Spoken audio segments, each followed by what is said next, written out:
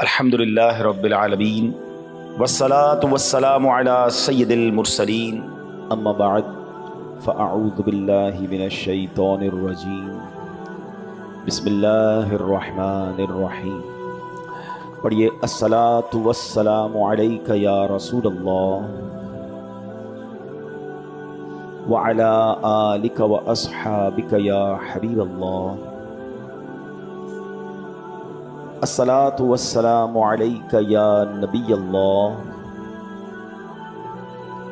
وعلی آلک واصحابک یا نور اللہ۔ درود پاک ایک ایسا وظیفہ ہے جو ہمارے لیے بہت بڑی نعمت ہے، بہت بڑی رحمت ہے۔ یعنی ایک ہی وظیفے سے نارملی دنیا میں یہ ہوتا ہے کہ ایک چابی سے ایک تالا کھلتا ہے، مگر جو ہوٹل کا کاروبار کرتے ہیں ان کے پاس ایک ماسٹر کی بھی ہوتی ہے جو ایک چابی سے سارے تالے کھل جاتے ہیں۔ درود پاک ایک ایسی ماسٹر کی ہے کہ جس سے اتنے فضائل، اتنی مصیبتوں کے حل یا اتنی پریشانیاں حل ہوتی ہیں کہ بندہ اگر پڑھے تو حیران ہو جاتا ہے۔ یعنی ہوتا ہے لوگوں میں کہتے ہیں بھائی کوئی روزی میں برکت کا وظیفہ دے دیں، کوئی کہتا ہے صحت کے لیے وظیفہ دے دیں، کوئی کہتا ہے جناب فلاں کام ہو جائے، اولاد کے لیے وظیفہ، الگ الگ وظائف، الگ الگ چیزیں ہوتی ہیں۔ مگر درود پاک کو اگر ہم غور سے دیکھیں اور جو حدیثوں میں اس کے فضائل آئے ہیں تو دنیا، آخرت، روزی، اولاد، پریشانیاں، تمام چیزوں کے لیے، یعنی اتنی لمبی لسٹ ہے سبحان اللہ۔ درود پاک سے وہ مسائل حل بھی ہوتے ہیں اور مصیبتیں آسان بھی ہوتی ہیں۔ تو اللہ کرے کہ ہم درود پاک کثرت سے پڑھنے والے بن جائیں۔ ایک بڑی پیاری حدیث ہے، سرکار دو عالم صلی اللہ علیہ وسلم کا فرمان ہے، جس نے مجھ پر صبح و شام 10 بار درود شریف پڑھا اسے قیامت کے دن میری شفاعت ملے گی۔ اب 10 بار درود پاک میں کتنی دیر لگتی ہے؟ الصلاۃ والسلام علیک یا رسول اللہ، یہ بھی درود پاک ہے۔ صلی اللہ تعالی علی محمد صلی اللہ علیہ وسلم، یہ بھی درود پاک۔ مختصر درود پاک بھی ہیں، تھوڑے طویل درود پاک بھی ہیں، لیکن فضیلت کیا ہے کہ سرکار دو عالم علیہ السلام فرماتے ہیں اسے بروز قیامت میری شفاعت ملے گی۔ تو پھر کیوں نہ ہم درود پاک کثرت سے پڑھیں۔ اور یہ تو ایسا وظیفہ ہے کہ کہتے ہیں نا جتنا گڑ ڈالو گے اتنا میٹھا ہوگا، تو جتنا پڑھتے جائیں گے اتنے مسئلے حل ہوتے جائیں گے، اتنی پریشانیاں انشاءاللہ دور، اور نامہ اعمال میں نیکیوں کا انبار لگ جائے گا۔ آئیے مل کر درود پاک پڑھ لیں۔ صلو علی الحبیب صلی اللہ تعالی علی محمد صلی اللہ علیہ وسلم۔ الحمدللہ قرآن پاک کی کوشش کرتے ہیں کہ کسی اہم آیت، ہر آیت ہی اہم ہے، مگر قرآن پاک کی ہم نے کچھ ایسی آیتوں کو بھی مارک کیا ہے اور جس پر ہم بیانات کا تسلسل کر رہے ہیں کہ جس میں اللہ کریم نے ایمان والوں سے براہ راست بات کی ہے۔ یا ایھا الذین آمنوا کہہ کر، اے ایمان والو کہہ کر۔ تو آج انشاءاللہ اسی سلسلے میں ایک اور خوبصورت آیت نمبر ہے 267 268 سورہ بقرہ، پارہ نمبر 3۔ یا ایھا الذین آمنوا انفقوا من طیبات ما کسبتم ومما اخرجنا لکم من الارض ولا تيمموا الخبيث منه تنفقون ولستم بآخذيه إلا أن تغمضوا فيه واعلموا أن الله غني حميد۔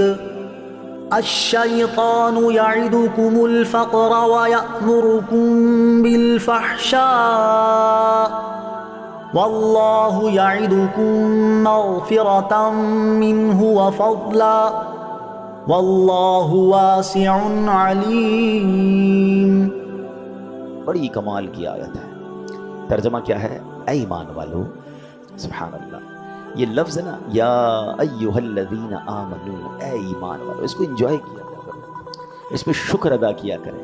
الحمدللہ ہم ایمان والے ہیں۔ قرآن نے آپ سے اور مجھ سے بات کی ہے۔ قرآن میں کئی مقامات پر کافروں سے بات کی گئی ہے، کئی مقامات پر یا ایھا الناس کہہ کر، اے لوگوں کہہ کر بات کی گئی ہے، مگر سبحان اللہ کم و بیش 89 یا 90 ٹائمز اللہ نے براہ راست آپ سے اور مجھ سے بات کی ہے۔ اے ایمان والو، اے ایمان والو، او یو بلیورز، یا ایھا الذین آمنوا، اے اللہ تیری مہربانی تو نے ایمان والا بنایا ہے۔ خوشی ہے نا کہ اللہ نے ایمان والا بنایا. اور رب اب ایمان والوں سے کیا فرما رہا ہے؟ اے ایمان والو غور سے سنو. اللہ فرماتا ہے اے ایمان والو اپنی پاک کمائیوں میں سے اور اس میں سے جو ہم نے تمہارے لیے زمین سے نکالا ہے اللہ کی راہ میں کچھ خرچ کرو. اور خرچ کرتے ہوئے خاص ناقص مال دینے کا ارادہ نہ کرو، حالانکہ اگر وہی تمہیں دیا جائے تو تم اسے چشم پوشی کیے بغیر قبول نہیں کرو گے. اور جان رکھو اللہ بے پرواہ حمد کے لائق ہے. شیطان تمہیں محتاجی کا اندیشہ دلاتا ہے اور بے حیائی کا حکم دیتا ہے، اور اللہ تم سے اپنی طرف سے بخشش اور فضل کا وعدہ فرماتا ہے، اور اللہ وسعت والا علم والا ہے. سبحان اللہ. ایک آیت میں اتنا کچھ ہمیں سکھایا گیا ہے اگر ہم سمجھنے والے بنے. اس کا شان نزول کیا ہے، اس کا بیک گراؤنڈ کیا ہے، یہ آیت کب نازل ہوئی اور یہ کس وجہ سے نازل ہوئی. بعض لوگوں کے بارے میں آتا ہے کہ وہ صدقات میں اللہ کی راہ میں خرچ کرنے میں خراب مال دیا کرتے تھے، گھٹیا مال دیا کرتے تھے. ان کے بارے میں یہ آیت نازل ہوئی اور فرمایا گیا کہ اللہ تعالیٰ کی راہ میں اپنا کمایا ہوا پاکیزہ اور صاف ستھرا مال دیا کرو، نیز زمین کی پیداوار سے بھی راہ خدا میں خرچ کیا کرو، اور اللہ تعالیٰ کی راہ میں ناقص گھٹیا اور ردی مال نہ دیا کرو. جب تم اللہ تعالیٰ سے اچھی جزا چاہتے ہو تو اس کی راہ میں مال اعلیٰ درجے کا دیا کرو. یعنی جب اللہ سے اچھی تمہیں طلب ہے تو اس کی راہ میں جب خرچ کرنا ہے تو مال بھی اچھا خرچ کیا کرو. پھر فرمایا غور کرو کہ جس طرح کا گھٹیا مال تم راہ خدا میں دیتے ہو اگر وہی مال تمہیں دیا جائے تو کیا تم قبول کرو گے؟ پہلے تو قبول ہی نہ کرو گے. اگر قبول کر بھی لو تو کبھی خوش دلی سے نہ لوگے بلکہ دل میں برا مناتے ہوئے لوگے. تو جب اپنے لیے اچھا لینے کا سوچتے ہو تو راہ خدا میں خرچ کیے جانے کے بارے میں بھی اچھا ہی سوچو. بہت سے لوگ خود تو اچھا استعمال کرتے ہیں لیکن جب راہ خدا میں دینا ہوتا ہے تو ناقابل استعمال اور گھٹیا قسم کا مال دیتے ہیں. ان کے لیے یہ آیت میں عبرت ہے. اگر کوئی چیز فی نفس ہی تو اچھی ہے مگر آدمی کو خود پسند نہیں ہے، اب وہ دے رہا ہے تو کوئی بات نہیں، لیکن جہاں چیز اچھی نہیں ہے اور اس کو اس لیے پسند بھی نہیں ہے وہ جب اللہ کی راہ میں دے رہا ہے تو اس پر اسے غور کرنا چاہیے. تو اب اس ایک آیت کا جو شان نزول ہے وہ کیا سمجھ آیا کہ اللہ کی راہ میں جب دینا ہے اچھا مال دینا ہے. اس لیے نہیں دینا کہ اب میرے کام کا نہیں ہے تو پھر میں اللہ کی راہ میں دے دوں. نارملی ہمارے یہاں یہی پرابلم ہے. یہ پہلے زمانے کے لوگوں کے لیے آیت نازل ہوئی مگر آج کا زمانہ بھی دیکھیں تو اللہ کی راہ میں دینے کے لیے کون سا مال ہم دیتے ہیں؟ یار میرے لیے اب یہ کپڑے پرانے ہو گئے ہیں، پھٹنے لگے ہیں، چلو اللہ کی راہ میں دے دو. چپل ٹوٹ گئی ہے، چلو کسی غریب کو دے دو. کھانا بچ گیا ہے تو کسی مدرسے میں دے دیں. یعنی ہر وہ چیز جو میرے اور آپ کے کام کی نہیں ہے ہمیں وہ اللہ کی راہ میں دینے کا جی چاہتا ہے، یا اس میں بھی بعض اوقات لوگوں کا چاہتا ہے. کچھ لوگ تو وہ بھی نہیں دیتے. لیکن چلے یہ بھی جو دے رہے ہیں آپ خود سوچیں کہ ہم یہ کیا کر رہے ہیں. پھر قرآن نے بڑا زبردست اس میں ایک آیت میں جو جز ہے نا کہ ذرا غور کرو اگر یہ مال تمہیں دیا جائے. یعنی تھوڑی دیر کے لیے غور کریں کہ جو کھانا، جو کپڑے، جو بھی مال ہم اللہ کی راہ میں دے رہے ہیں اللہ فرماتا ہے اگر وہ تمہیں دیا جائے تو تم قبول کر لو گے، تمہیں اچھا لگے گا. اچھا قبول کرو گے بھی تو دل سے قبول نہیں کرو گے. قرآن کیا کہتا ہے کہ اگر یہ مال تمہیں دیا جائے تو تم اسے چشم پوشی کیے بغیر قبول نہیں کرو گے، یعنی دل اچھا نہیں فیل کرے گا. یعنی ہم اللہ کی راہ میں وہ دے رہے ہیں جو مجھے اگر کوئی دے تو مجھے غصہ آ جائے. آپ سوچیں، اب ذرا امیجن کرتے جائیں جتنے لوگ یہاں مجھے سن رہے ہیں ہمارا دیا ہوا صدقے کا مال جس طرح کا ہم دیتے ہیں مجھے کوئی دے تو مجھے کیسا لگے گا؟ کچھ لوگ جب یہ راشن وغیرہ بٹتے ہیں تو راشن بھی گھٹیا. بعض اوقات تو بیچارہ غریب آدمی گھر جا کے وہ راشن کھولتا تو کہتا ہے یہ کیسا راشن ہے، کیا خود کھاتے ہیں ایسا؟ غور کریں، تھوڑا دیں مگر کمال کا دیں، اچھا دیں. دیکھیں پہلے ایک بات سمجھیں، میرا اور آپ کا اللہ کی راہ میں خرچ کرنا اللہ کو تھوڑی پہنچتا ہے. کیا معاذ اللہ میرا کھانا، میرے کپڑے اللہ کے پاس جاتے ہیں؟ ادھر دل دیکھا جاتا ہے، یہ بندے کی نیت کیسی ہے، مجھ سے محبت کتنی ہے. میری راہ میں خرچ کرنے کے لیے گھٹیا، بیکار، پھینکنے والا. اچھا اب بہت سارے لوگ کہہ رہے ہوں گے کہ یار ایسا تو نہیں ہے، ہم ایسا ہر کوئی تو نہیں کرتا. چلے میں آپ کو 2-3 ایگزامپل سے سمجھاتا ہوں. یعنی کھانے پینے کی چیزیں جب بھی بچیں گی، کپڑے جب بھی خراب ہوں گے، کبھی جرابیں پہن رہے ہیں اس میں سوراخ ہو گیا تو بندہ کہے گا یار اب یہ تو کسی کام کے نہیں، کسی کو دے دو. میں نہیں کہتا وہ نہیں دینا چاہیے، وہ بھی دیں. اب ظاہر کرنے سے بہتر ہے کسی کے کام آئیں گے، لیکن کبھی کبھی اچھا بھی تو دینا. دل سے دیں. اپنے لیے 4 چیزیں خریدی ہیں تو ایک اور خرید لیں کسی غریب مسلمان کے لیے. اپنی رشتہ دار اپنے ہی ملازمین میں سے کسی کو دے دیں. کبھی ایسا نہیں ہو سکتا کہ ہمارے گھر میں کھانا بنے تو اس سے پہلے کہ ہم کھائیں وہی کھانے میں سے اسی انداز کا کھانا نکال کر اپنے کسی ملازم, کسی پڑوسی, کسی رشتہ دار کو دے دیا جائے؟ ضروری ہے کہ پہلے میں کھا لوں پھر بچ جائے اور مجھے لگے کہ اب میں نہیں کھاؤں گا اور میرے کام کا نہیں ہے اور اب میں کسی کو دوں؟ اس میں کتنا فرق ہے اور اس میں کتنا فرق ہے. کیسی دل سے دعا نکلے گی کسی کو اگر آپ ایسا دیں گے تو. اب ذرا غور کریں, صرف یہ کھانے پینے میں نہیں ہے, ایک عجیب سی جس کو کہتے ہیں نا راہ خدا میں جب بھی دینے کی بات آئے گی تو شیطان ہم سے ڈنڈی لگواتا ہے. اب مثال کے طور پر اگر جمعے میں یا کسی جگہ پر اعلان ہوا کہ جناب اللہ کی راہ میں خرچ کریں, بعض اوقات ڈبہ مسجد میں ہمارے سامنے آتا ہے یا جھولی وغیرہ آتی ہے.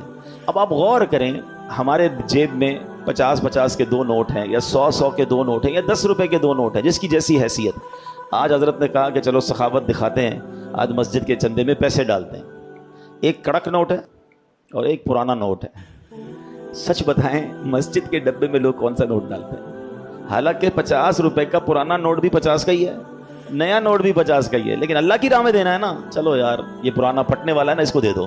یعنی آپ سوچیں کہ جب اللہ کی راہ میں دینا ہے ہمیں کیوں ہی اندر سے آواز آتی ہے کہ یار یہ جو کام کرنی ہے نا یہ والا دے دو. آپ نوٹ کو چھوڑیں, لوگوں کے بچے ہوتے ہیں نا, کسی کے 3-4 بچے ہیں, 5 بچے ہیں ماشاءاللہ. بندہ کہتا ہے یار میرا ایک بیٹا بڑا ہوشیار ہے, سارے جو ہے نا حساب کتاب میں بڑا پکا ہے, سبق بھی یاد کر لیتا ہے, یار اس کو تو ڈاکٹر بنائیں گے.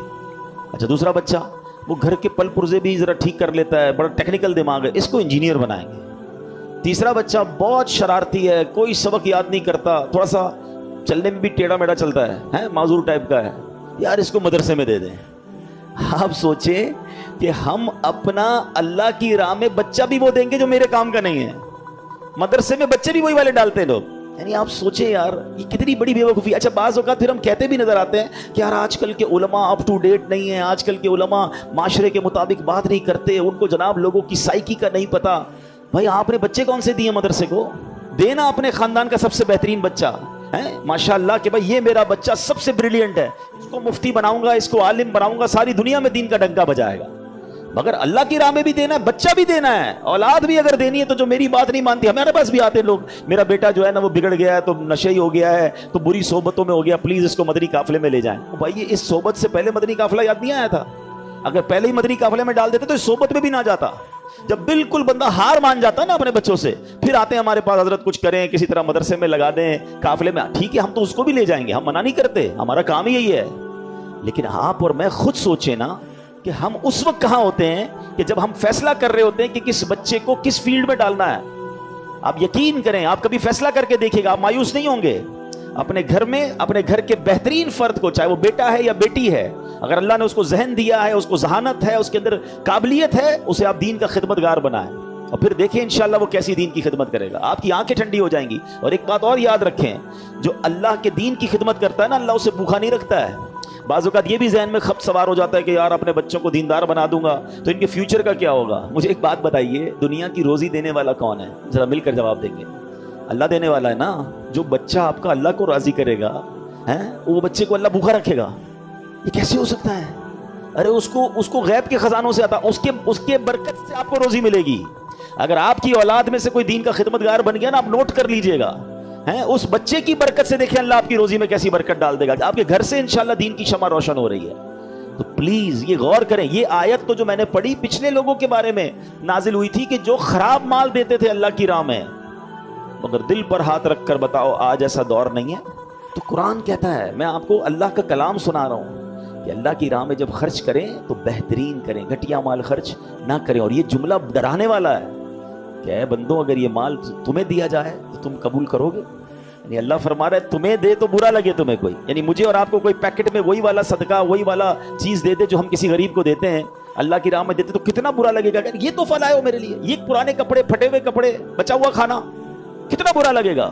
اور یہی پیکٹ یا یہی تحفہ ہم اللہ کی بارگاہ میں بھیج رہے ہیں. سوچئے 4 پارے کی پہلی آیت ہے. اللہ قرآن مجید میں فرماتا ہے لن تنالوا البر حتى تنفقوا مما تحبون. اے اللہ فرماتا ہے تم اس بھلائی کو نہیں پہنچ سکتے جب تک اپنی سب سے پیاری چیز راہ خدا میں خرچ نہ کرو. بھلائی تک پہنچنا ہے تو کون سی چیز خرچ کرنی ہے؟ پیاری چیز, اچھی چیز, جو آپ کی فیورٹ ہے. مزہ اس میں ہے. اچھا صحابہ کرام علیہم رضوان نے جب یہ سنا نا, یہ آیت سنی, ان کا ریئیکشن کیا تھا؟ ایک صحابی آئے, کہتے ہیں حضور میری ساری پراپرٹی میں سب سے پسند مجھے یہ باغ ہے, میں یہ باغ اللہ کی راہ میں صدقہ کرتا ہوں. ایک صحابی کہتے ہیں میرے حضور بہت ساری میرے پاس سواریاں ہیں, یہ گھوڑا مجھے سب سے زیادہ پسند ہے, میں یہ اللہ کی راہ میں دیتا ہوں. بیسٹ چیزیں لے کر آئے صحابہ. سبحان اللہ, قرآن کا یہی تو کمال ہے, ساری چیزوں کو اس آیت میں کور کیا گیا ہے. اگلی آیت میں کیا فرمایا کہ شیطان تمہیں محتاجی کا اندیشہ دلاتا ہے. بھائی جب بھی آپ اللہ کی راہ میں خرچ کریں گے نا, شیطان دماغ میں کیا خیال لائے گا, بھائی اتنے خرچ کرے گا تو کم ہو جائیں گے, محتاجی آ جائے گی, فقیری آ جائے گی, پیسے کم ہو جائیں گے. اچھا یہ جو شیطان جب بھی اللہ کی راہ میں خرچ کرنے پر محتاجی کا خوف دلاتا ہے نا, انہی لوگوں کے ہم نے یہاں دیکھا کہ بچوں کی شادی میں یا دیگر جگہوں پر کروڑوں روپے خرچ ہو رہے ہوں گے, مگر جب اللہ کی راہ میں خرچ کرنے کی باری آئے گی نہیں کم ہو جائیں گے, تو سمجھ لو کہ یہ شیطان کا بارہ. یہ تو قرآن فرما رہا ہے, دوبارہ سن لیجئے. اللہ فرماتا ہے الشیطان یعدکم الفقر ویأمرکم بالفحشاء. فرمایا شیطان تمہیں محتاجی کا اندیشہ دلاتا ہے اور بے حیائی کا حکم دیتا ہے.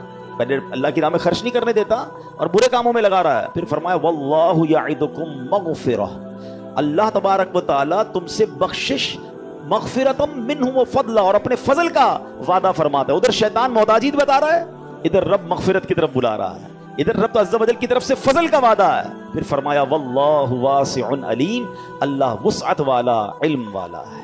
تو ہمیں یہ سوچنا ہے کہ شیطان کے ان وسوسوں میں نہ آئے. شیطان تو کہے گا کہ بھائی محتاج ہو جاؤ گے.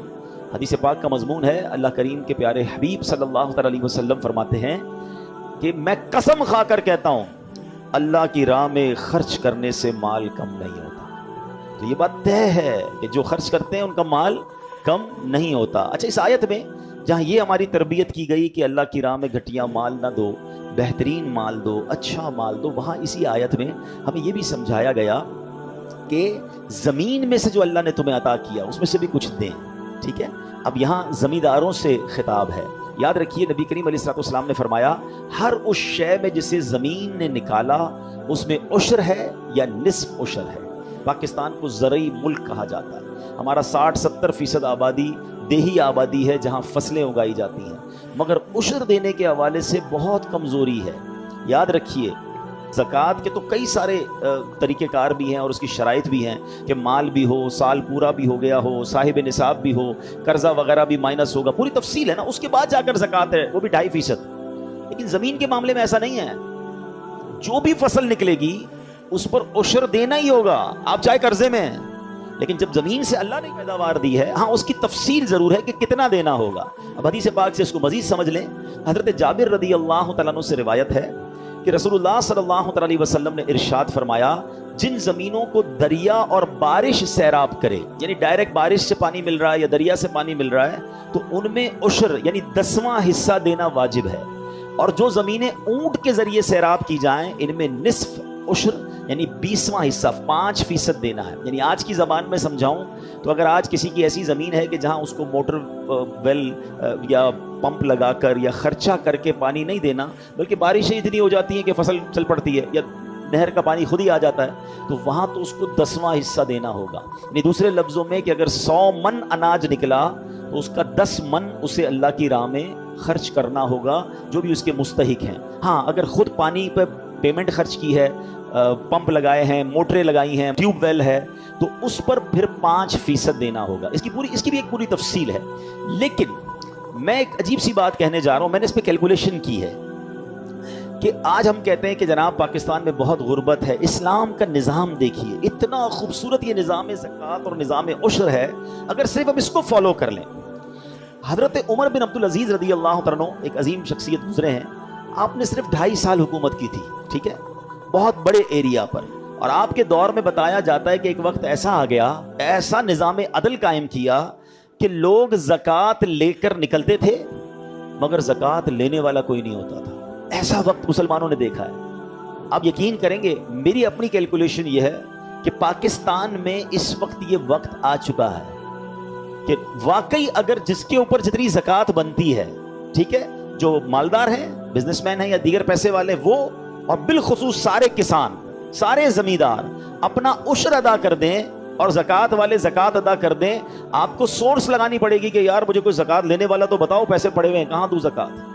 زکوٰۃ نہیں دے رہے لوگ. اور زکوٰۃ سے زیادہ عشر نہیں دے رہے.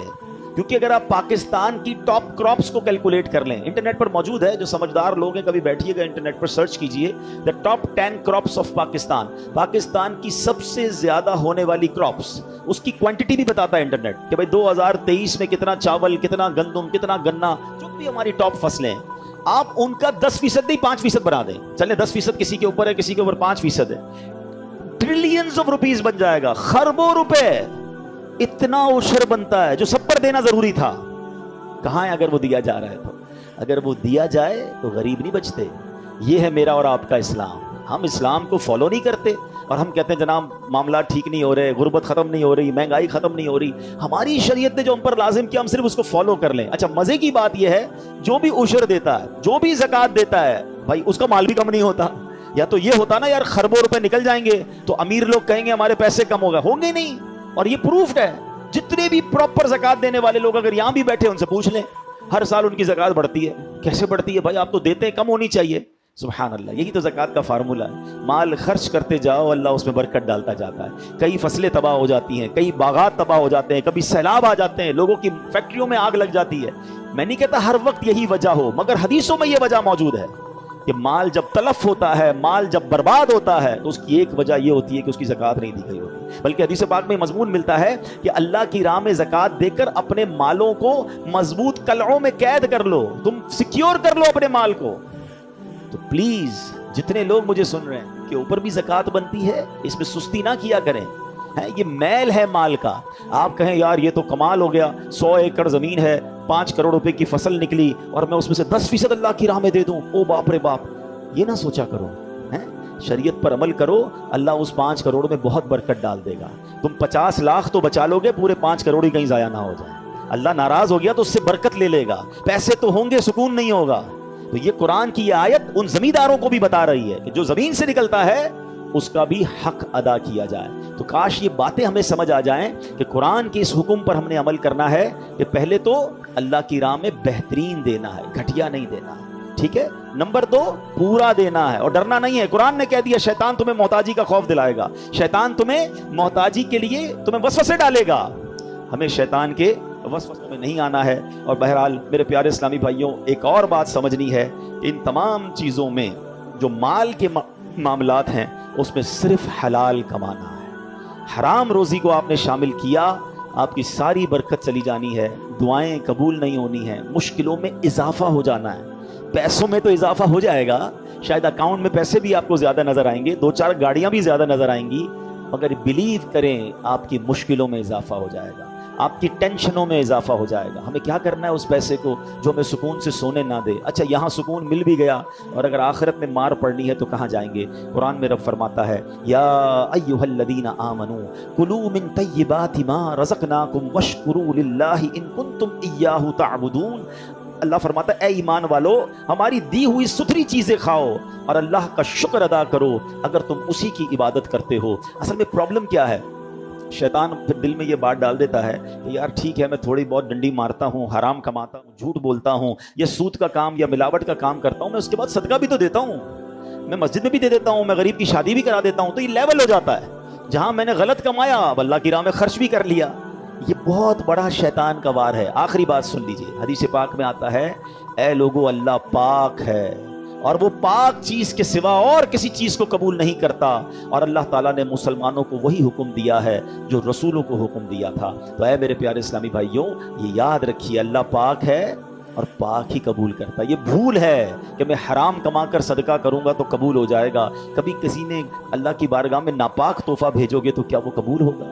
نہیں قبول ہوگا. آپ حلال کمائیں اور حلال کمائی سے صدقہ و خیرات کریں, اچھے کاموں میں خرچ کریں, پھر ملٹیپلیکیشن دیکھیے گا. تو بہرحال آج جو قرآن پاک کی سورہ بقرہ کی 2 آیتیں ہم نے پڑھی, ہم نے سمجھی, اس میں خوبصورت پیغام تھا کہ اے ایمان والو, اللہ کی راہ میں بہترین مال خرچ کرنا ہے, شیطان کے وسوسوں میں نہیں آنا, زمیندار اپنا عشر پورا ادا کریں اور گھٹیا مال خرچ نہ کریں اور محتاجی کا خوف دل سے نکال دیں. اللہ پاک ہمیں فقط رزق حلال عطا فرمائے. آمین بجاہ النبی الامین صلی اللہ علیہ وسلم.